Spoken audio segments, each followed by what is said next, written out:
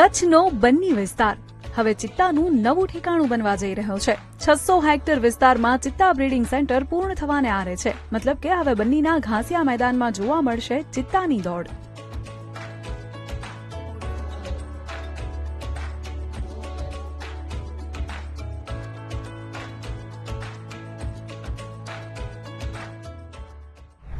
एकदम घासियो जे मैदान है बन्नी विस्तार है ए विस्तार में चीता जोवा मळशे एटले जेम सासण आज मोटू डेस्टिनेशन बनी प्रवासन खूब प्रवासीओ आवे छे एवुं ज प्रवासन स्थळ त्यां बनशे।